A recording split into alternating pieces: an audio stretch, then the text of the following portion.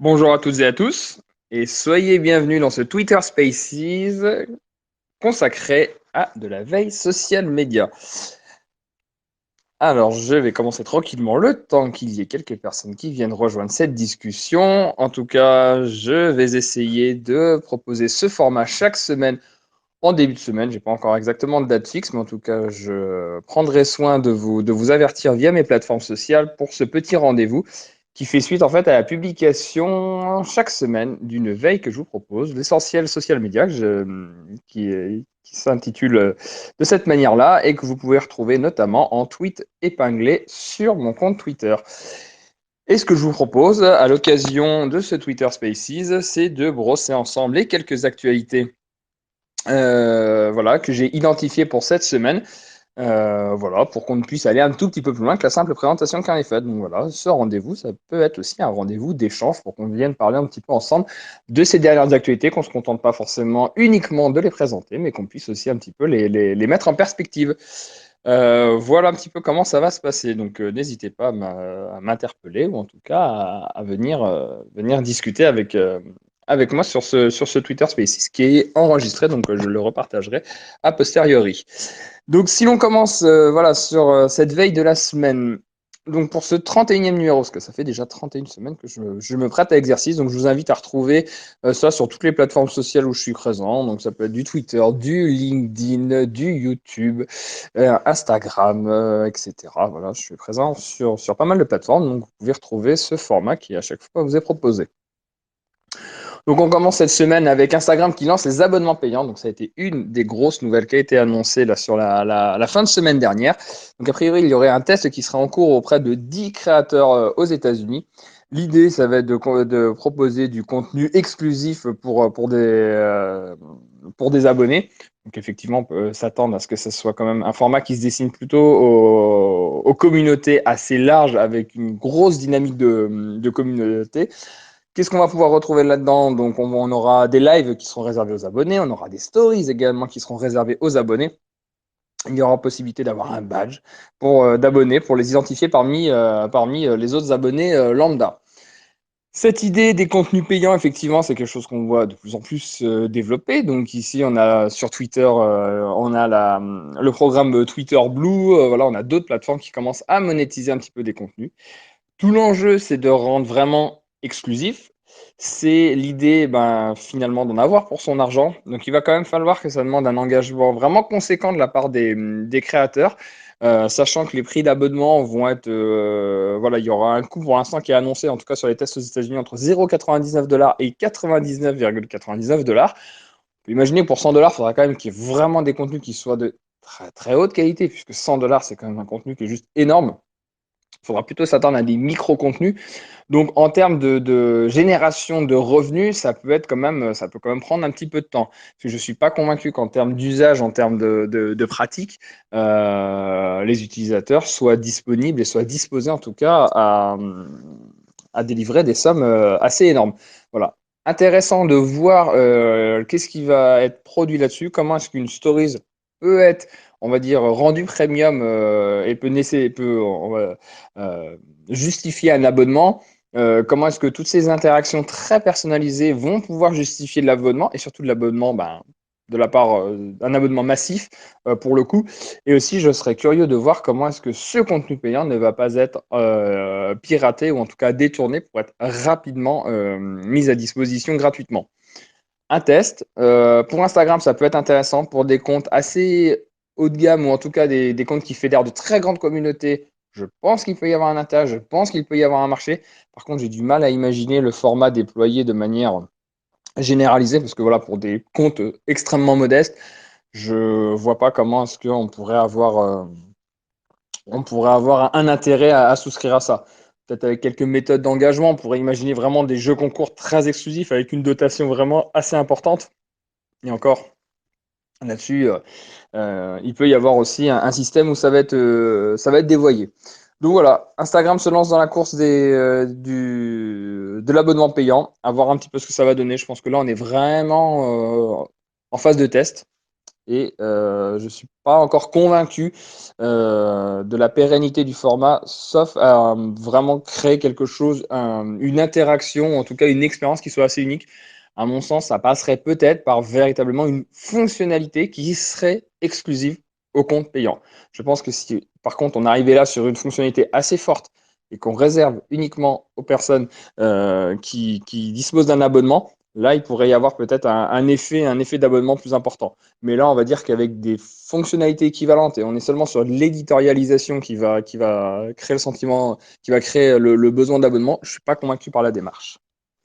Donc n'hésitez pas à faire part également de vos avis. Je répète pour ceux, si certains viennent de rejoindre ce Twitter Spaces, que la veille social media est en tweet épinglé sur mon compte Twitter. Donc n'hésitez pas à venir la consulter. On est en train d'en parler. La deuxième actu que j'avais sélectionnée cette semaine, donc les stories qui arrivent sur TikTok.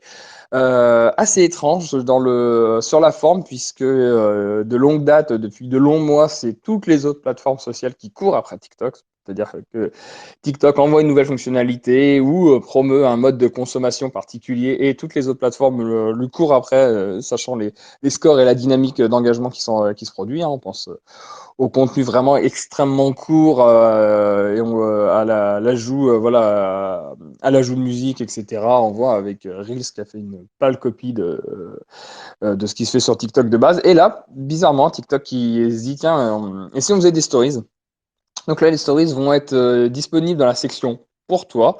Voilà, ça, par rapport aux premières captures d'écran, par rapport aux premières images qu'on voit, ça semble être un format qui va ressembler vraiment aux autres formats de stories qu'on voit, qui sont quand même démocratisés depuis 2016, on le rappelle.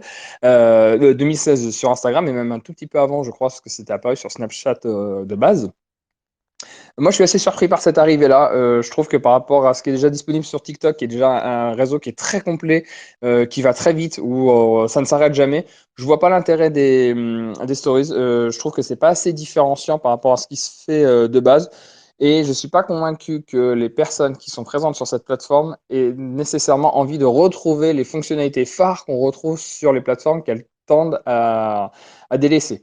Donc je suis pas là encore une fois, je suis un peu dubitatif sur cette fonctionnalité. Je trouve que voilà, ça n'apporte pas grand-chose par rapport à ce qu'est TikTok de base avec les vidéos verticales, avec des formats déjà qui sont très rythmés. Je trouve qu'il n'y a pas une grande différence et j'y vois pas un gros intérêt. Peut-être après pour des marques, ça peut être intéressant puisque les marques ont déjà désormais ont acquis ont acquis le réflexe de faire de la stories ont acquis le réflexe de faire de la stories sur les autres plateformes. Donc pourquoi pas diffuser cette stories là sur TikTok, à voir. Voilà, pareil, n'hésitez pas à donner votre avis sur ces infos. Donc là, on change de plateforme, on passe sur du YouTube, donc YouTube qui arrête son programme YouTube Originals. Donc il y a deux exceptions qui seront faites, c'est pour les contenus YouTube Kids et Black Voice, Black Voices, qui avait été mis en place à la suite du phénomène sociétal Black Lives Matter. Donc ça, c'est quand même un coup dur pour la plateforme, puisque c'est un format qui avait été lancé en 2016. Donc ça avait été lancé en marge de son abonnement premium. Donc ça faisait quand même bien 5 ans qu'ils étaient sur le sujet. Donc là, ils annoncent l'arrêt. Alors, mine de rien, il y a toujours des productions qui sont en cours. Ils vont quand même assurer, bien évidemment, ces productions. Donc, on va encore voir des YouTube Originals pendant encore quelques mois, mais progressivement, voilà, ça va tendre à disparaître. Ça va tendre à disparaître, pourquoi? Parce que YouTube, finalement, se recentre un peu sur son cœur de métier. Son cœur de métier, c'est de diffuser de la vidéo. C'est pas forcément d'en être un producteur. C'est-à-dire que ce sont les producteurs qui utilisent la plateforme YouTube pour diffuser. Et là, je pense qu'ils se sont un peu pris cet écueil-là. Voilà, ils se sont un peu rendus compte de ça, c'est-à-dire qu'ils ont investi massivement, mais ils se sont bien rendus compte que voilà, ils n'arrivaient pas à rivaliser avec les vrais producteurs de contenu qui sont désormais les plateformes de SVOD, hein, Netflix, Amazon et consorts, qui ont des volumes de production qui sont énormes, qui ont des moyens de production qui sont énormes aussi. Alors YouTube a lancé des projets qui étaient assez intéressants, d'ailleurs, qui ont été rachetés par la suite, notamment par Netflix. Mais voilà, le réflexe n'est pas apparu. Le réflexe d'abonnement non plus est pas extrêmement évident sur YouTube. Tout à l'heure, on en parlait pour Instagram, mais voilà, pour YouTube, c'est un petit peu la même idée. C'est pas évident l'abonnement sur les plateformes sociales. Hein. On a été éduqué quand même à utiliser ces plateformes-là de manière gratuite. Donc, passer à l'abonnement, Ça nécessite autre chose, même si la stratégie de créer là pour le coup du contenu exclusif, vraiment des productions originales pouvait être intéressant. Mais là, ils se sont rendus compte que les acteurs qu'ils avaient face à eux étaient beaucoup trop puissants pour arriver à produire quelque chose de pérenne. Donc là, voilà, ils vont mettre ça tranquillement de côté. Ils vont rester encore extrêmement dynamiques puisque YouTube est comme une plateforme qui passe beaucoup de temps et qui génère des volumes de consommation énormes et qui, avec le système de monétisation, est plutôt une plateforme qui se porte plutôt bien, mais qui va recentrer son métier vraiment sur la diffusion. Et là, on l'a vu aussi il y a quelques mois avec le lancement des YouTube Shorts, va aussi se concentrer sur le snack content. Si l'on avance, là, cette fois-ci, on retourne du côté du groupe Meta avec WhatsApp. WhatsApp qui annonce de nouveaux outils d'édition. Donc ça, c'est une petite news, hein, c'est pas non plus la news de l'année. Donc ça va être, récemment, ils avaient proposé l'ajout de stickers personnalisés. Et désormais, on va avoir accès à de nouvelles tailles de crayons pour les dessins et notamment pour les vidéos. La news peut paraître minime, elle l'est sans doute, il n'y a pas de souci là-dessus. Par contre, je l'ai sélectionnée parce que je trouve aussi que WhatsApp tend à développer de plus en plus de fonctionnalités, on va dire, connexes à son métier de base, qui est celui de la messagerie. C'est-à-dire que là, on n'est plus du tout dans l'univers de la simple messagerie, on est vraiment dans l'outil communautaire qui se développe, qui propose des expériences supplémentaires. Et donc, on voit vraiment que le groupe Meta investit massivement dans ces messageries, hein, parce qu'on voit qu'il y a des déploiements qui sont régulièrement faits à la fois sur Messenger et à la fois sur WhatsApp, avant une éventuelle fusion qui devrait peut-être intervenir en 2023. Initialement, elle devait intervenir en 2022, mais elle a été au moins repoussée d'un an. En tout cas, voilà, le groupe Meta investit énormément dans ces messageries qui assurent une belle croissance au groupe, parce que c'est quand même les canaux de messagerie instantanée sont quand même ceux qui poussent l'activité vers le haut, notamment dans pas mal de pays émergents, hein. J'ai plus le chiffre en tête, mais au Brésil notamment, WhatsApp est extrêmement puissant et dans beaucoup de pays, voilà, WhatsApp a un très bel usage parce qu'effectivement, en général, il demande une bande passante quand même un petit peu moins importante que certaines autres applications. Donc intéressant de voir aussi comment est-ce que voilà, d'une simple plateforme d'échange et de messagerie, on est en train de devenir sur un outil communautaire, un outil de création aussi. Voilà, au lieu d'être un simple tuyau et d'avoir un aspect groupe, on a beaucoup de fonctionnalités qui se développent avec voilà, de la visio, avec l'ajout de stickers personnalisés, avec toutes ces fonctionnalités-là. Et fort est à parier que les prochains mois vont encore être nourris par des nouvelles fonctionnalités de WhatsApp. Je passe sur LinkedIn, donc LinkedIn là, qui a en grosse croissance en ce moment en termes de fonctionnalités. Donc la semaine dernière, ils annonçaient la mise en place des événements interactifs en live, événements vidéo et surtout audio. Donc c'est-à-dire c'est l'arrivée du social audio sur LinkedIn qui est plutôt une très bonne chose et qui offre de très belles opportunités au niveau des entreprises, notamment pour voilà, du partage de savoir pour de l'événement virtuel et à distance. Dans le contexte qu'on connaît actuellement, je trouve que c'est plutôt une très très belle tactique qui est employée là. Et là, cette semaine, ce qu'on apprend, c'est que LinkedIn va proposer des newsletters pour les pages d'entreprise. Donc, c'est-à-dire qu'il y a quelques mois, la possibilité était offerte aux comptes individuels en les passant en mode créateur, c'était quand même un préalable, d'envoyer des newsletters depuis son propre compte LinkedIn. Et désormais, en fait, la bascule va être faite pour permettre aux pages d'entreprise d'envoyer des newsletters également. Donc là, il y a un premier test qui a été fait avec Zoom. Donc, vous avez une newsletter Zoom qui est envoyée sur LinkedIn qui est disponible sur la plateforme. Ça va offrir beaucoup de possibilités. Ça va encore densifier l'usage des entreprises par rapport à LinkedIn. Euh, on sait que la newsletter est un format qui est en net regain d'intérêt depuis maintenant plusieurs années. Et là, le fait qu'on puisse l'envoyer depuis la plateforme, ça va encore donner une nouvelle opportunité, ça va encore donner des nouveaux moyens d'action, des nouveaux canaux de diffusion. Alors après, plusieurs questions se posent.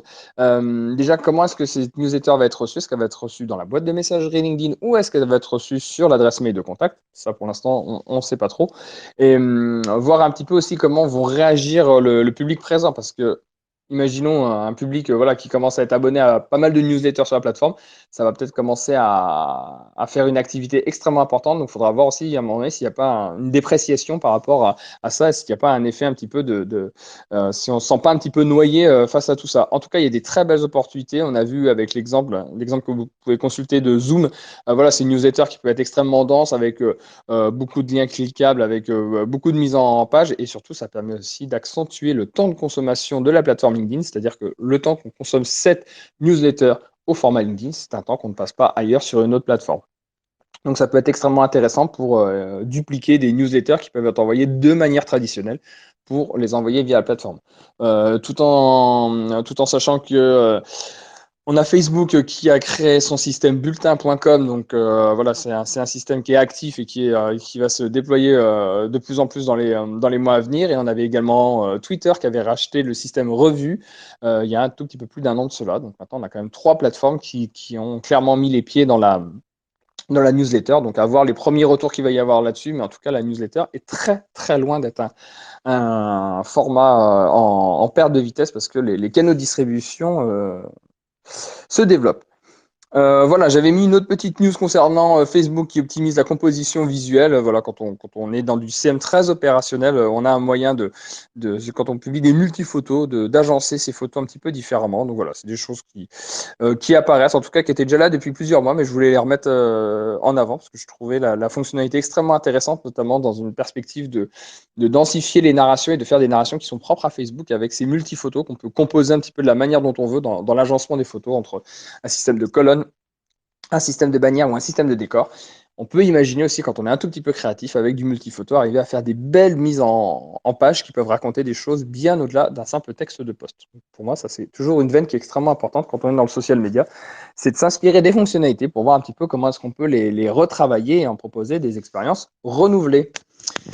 Écoutez, j'arrive à la fin de cette veille social media numéro 31. Voilà, écoutez, j'espère que ce Twitter Spaces vous l'aurez écouté, vous l'aurez apprécié. N'hésitez surtout pas à me dire ce que vous en avez pensé sur toutes les plateformes où je peux me trouver, Instagram, Twitter, LinkedIn. Voilà, par message privé où vous voulez. Vous pouvez me contacter sur mon site internet www.julienbougeot.fr. Et voilà, je suis social media manager et formateur en communication digitale indépendant. Donc n'hésitez pas à me contacter. J'aurai plaisir à vous retrouver la semaine prochaine pour un autre Twitter Spaces. Je vous souhaite une excellente journée à toutes et à tous. Au revoir.